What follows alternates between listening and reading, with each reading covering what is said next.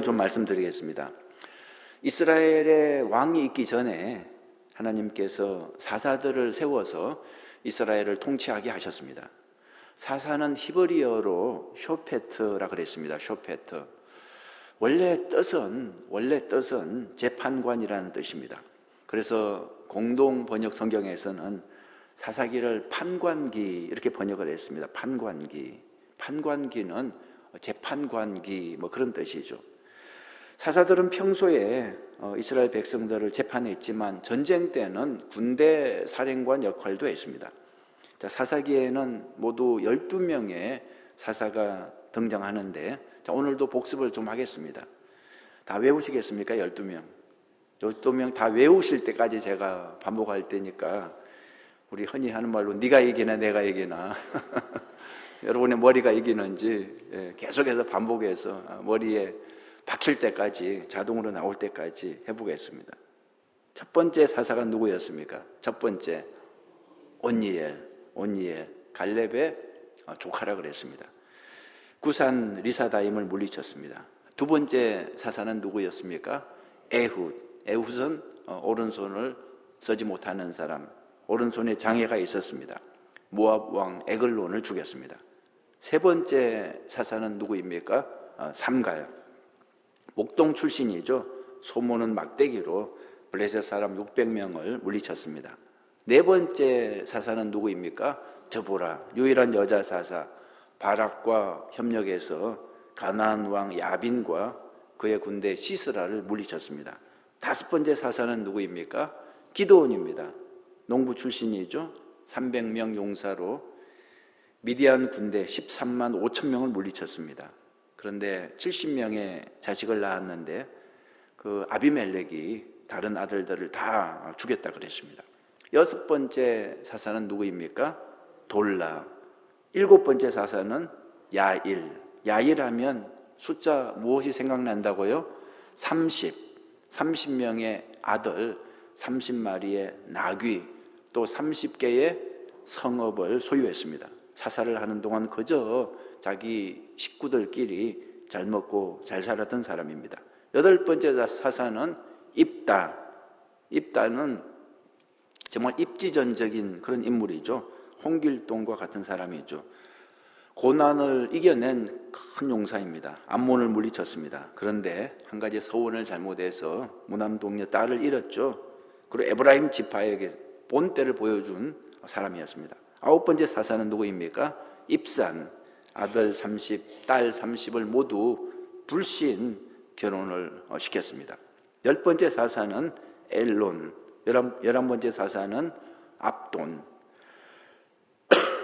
11번째 사사 압돈이 죽은 후에 이스라엘이 또 하나님을 떠나서 우상 숭배를 했습니다. 그러자 하나님께서 사사기에서 늘 그렇게 반복이 되듯이 이번에는 블레셋 나라를 회초리 삼아서 이스라엘을 치셨습니다. 그래서 12번째 사사가 삼손인데, 삼손은 블레셋 사람들에게 고통당하는 이스라엘을 구원하기 위해서 하나님이 세워주신 사사였습니다. 그런데 삼손은 다른 사사들하고 좀 달랐다고 그랬습니다. 사명을 제대로 감당하지 못했습니다. 정욕과 분노에 사로잡혀서 개인적인 복수는 했지만 사명을 잘 감당하지 못했습니다. 삼손은 나시린 서약을 하고 사사가 되었음에도 불구하고 그 서약을 지키지 못했습니다. 나시린은 구별된 사람, 세상과 구별된 나시린의 삶을 살지 못하고 삼손은 세상 사람들하고 똑같이 살았습니다. 그래서 결국 삼손의 마지막 기억하시죠? 블레셋 사람들에게 포로가 돼서 두 눈이 다 뽑힌 상태가 됐는데, 그러나 마지막에 회개를 하자 또 좋으신 하나님이 다시 힘을 회복시켜 주셨죠. 그래서 수많은 블레셋 사람들을 마지막 순간에 물리칠 수 있었습니다. 자, 다시 오늘 성경으로 돌아오겠습니다. 자, 지난 시간에 삼손이 수수께끼 하나 낸 거 여러분 기억하십니까? 다음과 같은 수수께끼였습니다. 먹는 자에게서 먹는 것이 나오고 강한 자에게서 단 것이 나왔느니라. 기억하십니까? 먹는 자에게서 먹는 것이 나오고 강한 자에게서 단 것이 나왔느니라. 이게 무슨 뜻이냐, 이렇게 수수께끼를 냈죠. 정답은 무엇입니까? 삼손이 죽인 사자의 몸에서 꿀이 나온 것을 말하는 것이었습니다. 삼손이 이 수수께끼를 낸 이유는 오로지 자기 자랑이 목적이었습니다. 자기가 힘이 세서 맨손으로 사자를 찢어서 죽인 것을 자랑하고 싶어서 이 수수께끼를 냈던 거죠. 블레셋 사람들은 이 수수께끼의 정답을 도무지 알 수 없었습니다. 그런데 삼손의 아내가 블레셋 사람들에게 정답을 가르쳐 주는 바람에 정답을 맞추고 말았습니다. 정답을 맞추면 베옷 30벌과 겉옷 30벌을 준다고 약속했기 때문에 삼손은 많은 돈을 잃게 되었습니다. 그리고 그 돈을 마련하기 위해서 블레셋 마을로 내려가서 사람들을 죽이고 노략질을 했죠. 삼손은 그 사사의 거룩한 사명 감당을 위해서 블레셋 사람들을 죽인 게 아니었습니다. 지극히 개인적인 일로 블레셋 사람들을 죽인 거죠. 그러고 나서 삼손은 정답을 알려준 자기 아내에게 화가 나서 그냥 버리고 떠나버렸습니다. 가출을 했죠. 오늘 성경은 삼손이 한동안 그 아내를 떠나 있다가 다시 무슨 마음으로 또 다시 그 아내의 집을 찾아가는 장면으로 시작을 합니다. 자, 삼손이 블레셋에 있는 아내를 오랜만에 찾아가니까 무슨 일이 있었습니까? 장인이 그 삼손의 아내를 이미 다른 남자에게 줘버린 후였습니다. 장인은 설명하길 삼손이 다시는 안 돌아올 줄 알고 자기 딸을 다른 남자에게 줘버렸다는 거죠. 1절과 2절이 그런 뜻입니다. 1절, 2절 한번 다시 보시면 얼마 후 밀 거둘 때에 삼손이 염소 새끼를 가지고 그의 아내에게로 찾아가서 이르되 내가 방에 들어가 내 아내를 보고자 하노라 하니 장인이 들어오지 못하게 하고 이르되 네가 그를 심히 미워하는 줄 알고 그를 내 친구에게 주었노라. 그의 동생이 그보다 더 아름답지 아니하냐. 청하노니 너는 그를 대신하여 동생을 아내로 맞이하라. 자기 여자를 다른 남자에게, 그것도 친구에게 줘버렸다는 말을 듣고 삼손이 또 화가 났습니다. 삼손은 너무나 쉽게 분노하는 성격이었습니다. 이번에는 그 분노를 어떻게 터뜨렸습니까? 여우 300마리를 붙잡아서 그 꼬리에 불을 붙인 다음에 블레셋 사람의 곡식밭에 풀어놓았습니다. 그러자 꼬리에 불이 붙은 여우들이 돌아다니면서 블레셋 사람들이 큰 넓은 곡식밭을 다 태워버렸습니다. 그러자 이번에는 블레셋 사람들이 너무나 화가 났습니다. 한 해 농사를 다 망쳐버렸으니까 얼마나 화가 났겠습니까? 그렇지만 삼손은 그러고 나서 이미 떠나버렸기 때문에 대신 어떻게 분풀이를 했습니까? 삼손의 장인과 그 아내를 찾아서 죽여버렸습니다. 6절에 나오죠. 이 소식이 또 삼손의 귀에 들어갔죠. 이 분노 잘하는 삼손이 가만히 있을 리 없죠. 또 수많은 블레셋 사람들을 또 죽였습니다. 8절 보세요. 8절. 블레셋 사람들의 정강이와 넓적다리를 크게 쳐서 죽이고 내려가서 에담 바위 틈에 머물렀더라. 자, 블레셋과 싸우는 것은 사실 삼손의 사명이었습니다. 블레셋을 물리치고 이스라엘을 구원하는 것이 삼손의 사명이었습니다. 그런데 삼손의 문제는 하나님의 이름으로 싸운 것이 아니었습니다. 사명을 감당하기 위해서 거룩한 싸움을 한 것이 아니라 정말 사사로이 싸웠습니다. 개인적인 이해관계, 개인적인 분노에 사로잡혀서 싸운 거죠. 사사가 싸울 때는 하나님의 분노로 사명을 감당하기 위해서 싸워야 하는데 삼손은 그저 자신의 이해관계에 얽혀서 개인의 분노로 싸웠다는 거죠. 여러분, 예수님은 그러지 않았습니다. 삼손하고 달랐어요. 예수님은 자기 개인의 만족을 위해서가 아니라 정말 하나님의 영광을 위해서 사명을 감당하기 위해서 하나님이 주신 힘을 사용하셨죠. 예를 들어 보겠습니다. 예수님이 그 사역을 시작하시기 전에 광야에서 사탄의 시험을 받으신 적이 있죠. 첫 번째 시험이 무엇이었습니까? 돌을 떡으로 만들어 먹으라는 것이었습니다. 여러분, 그런 생각 해보셨어요? 그것이 왜 시험일까? 이것이 왜 유혹일까? 돌을 떡으로 만들어 먹는 것이 잘못입니까? 그게 잘못이에요? 예수님께는 돌을 떡으로 만들 수 있는 능력이 있었습니다.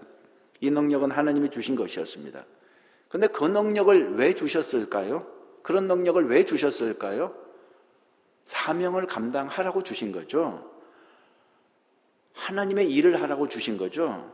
여러분, 사탄의 시험은 하나님이 주신 그 능력을 사명을 위해서가 아니라 삼손처럼 개인의 만족을 위해서 사사롭게 개인의 욕심을 위해서 사용하라는 것이었습니다. 그래서 예수님이 어떻게 대답하셨습니까? 그렇게 안 하겠다는 거죠. 하나님이 주신 능력을 육신의 만족을 위해서 사용하지 않겠다고 대답했습니다. 오직 하나님이 원하시는 곳에 그 능력을 사용하겠다는 거죠. 여러분, 나중에 예수님께서 십자가에 달렸을 때 예수님은 능히 십자가에서 내려올 수 있는 능력이 있었습니다. 천군 천사를 동원해서 그 나쁜 인간들 다 불로 태워버릴 수 있는 능력이 있었습니다. 그때도 마귀가 유혹을 했죠. 내려와 보라고. 너에게 능력이 있지 않냐고. 천군 천사를 동원할 능력이 있지 않냐고. 당장 십자가에서 내려와서 저 악한 인간들 다 썰어버리라고 이렇게 유혹을 한 거죠. 그런데 예수님이 그렇게 하시지 않았습니다. 하나님이 주신 능력을 육신의 만족을 위해서 사용하시지 않았습니다. 개인적인 분풀이를 위해서 사용하시지 않았습니다. 묵묵히 십자가에 달려 죽으셨죠. 예수님은 수많은 기적을 일으켰지만 그 모든 기적은 사사로운 기적이 아니었습니다. 뭐 개인의 자랑이나 개인의 만족을 위한 기적이 아니었습니다. 오직 하나님의 뜻대로 사명을 감당하기 위한 기적이었습니다. 우리도 그래야 됩니다. 우리도 그래야 됩니다. 삼손처럼 하면 안 됩니다. 예수님처럼 해야 됩니다. 우리는 하나님의 청지기들이죠. 하나님께서 우리에게 많은 것들을 맡겨주셨습니다. 생명도 맡겨주시고 재물도 맡겨주시고 재능도 우리에게 많은 힘을 부여하셨습니다. 자, 하나님이 맡겨주신 힘을 어떻게 사용해야 되겠습니까? 삼손처럼 사사롭게 내 개인의 만족을 위해서, 내 육신의 자랑과 만족을 위해서 사용해야 되겠습니까? 아니라는 거죠. 예수님처럼 사명을 감당하기 위해서 하나님의 뜻대로 하나님이 기뻐하시는 곳에 우리의 힘을 사용해야 된다는 거죠. 여러분, 삼손의 잘못은 하나님이 주신 능력을 오직 자기 만족을 위해 사용했다는 것입니다. 하나님을 기쁘게 하기 위해서가 아니라 그저 자기를 기쁘게 하기 위해서, 자기의 만족을 위해서 사용했다는 거죠. 여러분, 오늘 성경에서 삼손이 왜 분노했습니까? 하나님을 위해서 분노했습니까? 하나님의 나라를 위해서 분노했습니까? 이스라엘을 구원하기 위해서 분노했습니까? 그렇지 않다는 거죠. 개인적인 분노였습니다. 개인적인 일로 분노해서 블레셋 사람들을 죽였습니다. 여러분, 사명을 받들어서 블레셋 사람들을 죽이는 거하고 개인적인 분노로 블레셋 사람들을 죽이는 것은 큰 차이가 있는 거죠. 삼손은 엄청난 힘의 은사를 선물로 받았지만 그 힘을 하나님의 뜻을 이루기 위해서, 영혼 구원을 위해서 사용하지 않고 그저 자기 분풀이 하는데 사용을 했다는 거죠. 예를 들어 여러분 태권도 배운 사람이 그 기술을 이용해서 사람을 때리고 다니면 어떻게 되겠습니까? 군대에서 특수훈련 받은 사람이 그 기술로 강도짓 하고 다니면 어떻게 되겠습니까? 대단히 잘못된 거죠. 여러분, 하나님이 주신 여러분의 힘과 능력을 하나님이 기뻐하시는 곳에 사용하는 저와 여러분 되시기를 간절히 바랍니다. 자, 삼손이 블레셋 사람들에게 복수를 하자 이번에는 블레셋 사람들이 복수를 하기 위해 몰려왔습니다. 9절 보세요. 9절. 이에 블레셋 사람들이 올라와 유다의 진을 치고 레히에 가득한지라 그랬습니다. 삼손을 죽이기 위해서 블레셋 군대가 몰려왔는데 몇 명이나 왔습니까? 16절에 보면 1000명이나 몰려왔습니다. 그러자 거기 살던 유다 사람들이 겁을 먹었습니다. 여러분, 사사기를 처음 시작할 때 유다 지파가 어떤 모습이었습니까? 가나안 정복 전쟁을 할 때 가장 앞장서서 용감하게 싸웠던 지파가 바로 유다 지파였습니다. 그랬던 유다 지파가 이번에 블레셋 사람들을 대하는 모습은 참으로 충격적인 것이었습니다. 성경에는 너희가 어찌하여 우리를 치러 오느냐 이렇게 따지는 것처럼 기록이 됐는데 그 전후 문맥을 잘 살펴보면 이런 뜻입니다. 블레셋 사람들에게 지금 사정을 하고 있습니다. 아이고, 블레셋 어르신들 왜 이러십니까? 우리가 무슨 잘못을 했다고 이러십니까? 이런 자세였습니다. 근데 다행히도 블레셋 사람들은 유다 지파를 공격하러 온 것이 아니라 누구를 공격하기 위해서 왔습니까? 삼손을 잡으러 왔다는 거죠. 그 말을 듣고 유다 지파는 안심을 했습니다. 그리고 블레셋 사람들이 말하길 삼손만 내주면 너희들에게 아무 일도 없을 것이라 그랬습니다. 그러자 유다 사람들이 어떻게 했습니까? 서둘러서 삼손에게 달려갔습니다. 11절 보세요. 유다 사람 3000명이 에담 바위 틈에 내려가서 삼손에게 이르되 너는 블레셋 사람이 우리를 다스리는 줄을 알지 못하느냐? 이게 그 당시 상황입니다. 너는 블레셋 사람이 우리를 다스리는 줄을 알지 못하느냐? 네가 어찌하여 우리에게 이같이 행하였느냐 하니 삼손이 그들에게 이르되 그들이 내게 행한 대로 나도 그들에게 행하였노라 하니라. 유다 사람 3,000명이 블레셋 사람 1,000명하고 싸울 생각은 안 하고 삼손을 잡으러 갔다는 거죠. 참 기가 막히는 그런 상황입니다. 지금 누가 누구를 지배하는지 알 수 있습니다. 블레셋 사람들이 이스라엘을 지배하고 있었습니다. 그래서 유다 사람 3,000명이 삼손에게 이렇게 말하죠. 이게 다 너 때문이라고. 너 때문에 우리가 다 죽게 됐다고. 그러면서 삼손을 결박해서 블레셋 사람들에게 넘겨주었습니다. 저는 이 장면을 보면서 삼손이 이스라엘 백성들에게 존경받고 있지 못하다는 그런 사실을 알 수 있었습니다. 이스라엘 백성들이 삼손을 사사로 존경하지 않았습니다.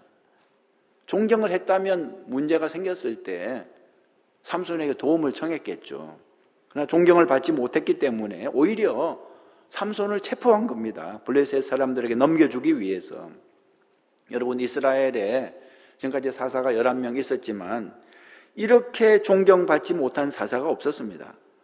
3,000명의 유다 사람들이 블레셋과 싸울 생각은 안 하고 오히려 자기들 사사, 자기들 지도자인 삼손과 싸우겠다고 나온 거죠. 삼손 너 때문이야. 우리가 고난을 당하는 것은 너 때문이니까 너를 잡아서 넘겨야 되겠다. 이렇게 말을 한 거죠.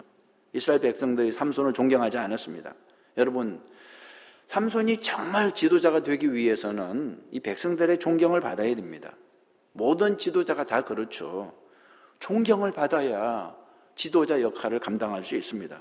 목회자는 교인들에게 존경을 받아야 지도자 역할을 감당할 수 있죠. 속회와 선교회 리더는 회원들에게 존경을 받아야 됩니다. 부모는 자녀들에게 존경을 받아야죠. 그래야 지도자의 역할을 감당할 수 있습니다. 지도자가 존경을 받을 때 그 공동체는 하나가 될 수 있습니다. 지도자를 존경할 수 없을 때 가정이 무너지고 또 모든 공동체가 무너지게 되는 것입니다. 여러분, 존경받는 지도자 되기를 기도하시기 바랍니다. 또 존경받는 부모 되기를 기도하시기 바랍니다. 내가 만난 말씀 찾아보죠. 내가 만난 말씀. 저는 새 밧줄 둘로 결박하고 여기에 밑줄을 쳐봤습니다. 새 밧줄 둘로 결박하고 13절에 나옵니다. 13절 읽어볼까요? 같이. 그들이 삼손에게 말하여 이르되 아니라 우리가 다만 너를 단단히 결박하여 그들의 손에 넘겨줄 뿐이요 우리가 결단코 너를 죽이지 아니하리라 하고 새 밧줄 둘로 결박하고 바위 틈에서 그를 끌어내니라 그랬습니다. 삼손은 동족들에게 배신을 당한 것입니다. 새 밧줄 둘로 결박을 당했습니다. 이제 삼손은 꼼짝없이 죽임을 당하게 된 거죠. 저는 여기서 새 밧줄 둘로 결박하고 이 문장에 밑줄을 쳐봤습니다. 자, 삼손을 결박한 새 밧줄 둘은 무슨 뜻이겠습니까? 헌 밧줄이라면 혹시라도 끊어질 수 있을 것입니다. 그러나 새 밧줄이기 때문에 이건 끊어질 수가 없는 거죠. 새 밧줄 하나라면 또 끊어질 수 있을 것입니다. 새 밧줄 둘이기 때문에 이거는 절대 끊어질 수 없다는 거죠. 그러니까 무슨 뜻입니까? 삼손의 상황, 삼손의 결박은 결코 풀릴 수 없는 상황이었다는 뜻이죠. 절대로 빠져나갈 수 없는 상황이다, 그런 뜻입니다. 우리도 살다 보면 이럴 때가 있습니다. 새 밧줄 둘로 결박당할 때가 있습니다. 도저히 빠져나갈 수 없는 위기를 만날 때가 있습니다. 이럴 때 세상 사람들은 높은 데서 뛰어내리고 스스로 목숨을 끊는 일들이 발생하죠.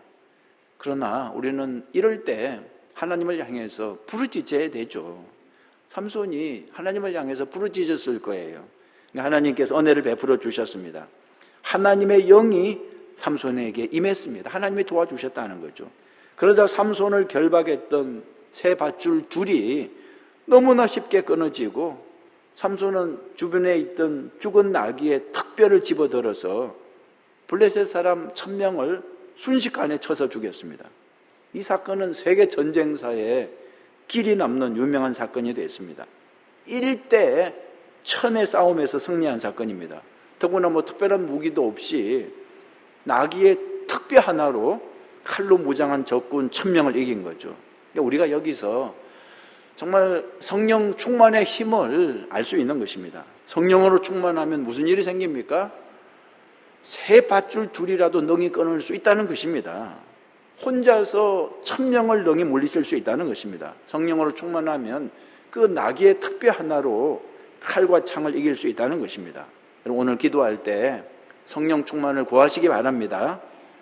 여러분 가운데 위기를 만난 분이 계시면, 그냥 새 밧줄 둘에 묶여가지고 꼼짝을 못하는 분이 계시면 포기하지 말고 성령 충만을 구하시기 바랍니다. 하나님의 영을 구하십시오. 하나님께서 도우시면 능히 그 결박을 풀어내고 적들을 물리칠 수 있다는 것입니다. 마지막으로 내가 만난 하나님. 비가 많이 와서 어차피 집에 못 가니까 좀 길게 하죠. 내가 만난 하나님, 저는 에낙고레 하나님 그렇게 써봤습니다. 에낙고레 하나님. 19절을 보시면 19절 우리 같이 읽어보죠. 하나님이 레이에서 한 우묵한 곳을 터뜨리시니 거기서 물이 솟아나오는지라 삼손이 그것을 마시고 정신이 회복되어 소생하니 그러므로 그 샘 이름을 에낙고레라 불렀으며 그 샘이 오늘까지 레히에 있더라 그랬습니다. 좀 설명을 드리죠. 조금 전에 나귀의 특별로 1000명을 물리친 삼손이 너무나 목이 말랐습니다. 정신이 혼미하고 죽을 지경이었습니다. 사실 물을 마시지 못하면 사람이 죽는 거죠. 그래서 삼손이 하나님께 또 구합니다. 기도합니다. 물을 달라고. 그러니까 삼손이 아주 맹탕은 아니라는 것을 알 수 있습니다. 삼손의 문제는 이게 왔다 갔다 변덕이 심해서 그렇지 전혀 믿음이 없는 사람이 아니었습니다. 믿음의 바탕은 분명하게 있습니다. 기도의 능력을 믿고 하나님께 도움을 구할 줄 아는 사람입니다. 힘들고 어려울 때 하나님 도와달라고 부르짖었습니다. 하나님께 물을 달라고 기도하자 하나님께서 레히라는 곳에 움푹 파인 곳에서 샘물이 솟아나게 해주셨습니다. 삼손이 그 물을 마시고 정신이 회복되고 힘을 얻었습니다. 그래서 그 샘의 이름을 뭐라고 붙였다고요? 엔학고레, 부르짖는 자의 샘, 이렇게 이름을 붙였습니다. 부르짖는 자의 샘. 19절 다시 보세요. 하나님이 레이에서 한 우묵한 곳을 터뜨리시니 거기서 물이 솟아나오는지라 삼손이 그것을 마시고 정신이 회복되어 소생하니 그러므로 그 샘 이름을 에낙고레라 불렀으며 그 샘이 오늘까지 레이에 있더라. 에낙고레, 부르짖는 자의 샘, 그런 뜻입니다. 부르짖는 자의 샘. 여러분, 오늘 우리가 알아야 할 것은 삼손에게만 에낙고레가 있는 게 아니라는 거죠. 우리에게도 에낙고레가 있다는 것입니다. 우리의 에낙고레는 누구입니까? 예수 그리스도죠. 우리가 부르짖을 때 하나님이 주시는 샘이 바로 예수 그리스도라는 거죠. 우리 인생의 갈증을 채워주시는 분이 바로 예수 그리스도이십니다. 고린도전서 10장 4절에 다 같은 신령한 음료를 마셨으니 이는 그들을 따르는 신령한 반석으로부터 마셨음에 그 반석은 곧 그리스도라 그랬습니다. 이스라엘 백성들이 광야에서 물이 없어 고통을 당할 때 하나님께서 반석에서 물이 나게 해주셨는데 그 반석이 바로 예수 그리스도라는 거죠. 요한복음 7장 37절에서 예수님이 친히 그렇게 말씀하십니다. 누구든지 목마르거든 내게로 와서 마시라 그랬습니다. 나를 믿는 자는 성경의 이름과 같이 그 배에서 생수의 강이 흘러나오리라 그랬습니다. 나를 믿는 자는. 예수님이 우리의 에낙고레에 샘물인 것을 믿으시기 바랍니다. 세상의 물은 마시고 또 마셔도 목이 마르죠. 그런데 예수님이 주시는 생수는 영원히 우리를 목마르지 않게 하는 것입니다. 요한복음 4장 13절 우리 같이 읽어보겠습니다. 예수께서 대답하여 이르시되 이 물을 마시는 자마다 다시 목마르려니와 내가 주는 물을 마시는 자는 영원히 목마르지 아니하리니 내가 주는 물은 그 속에서 영생하도록 솟아나는 샘물이 되리라 그랬습니다.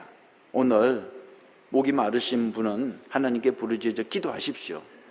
삼손도 그 문제 많은 삼손도 하나님께 부르짖어 기도했더니 하나님께서 응답해 주셨습니다.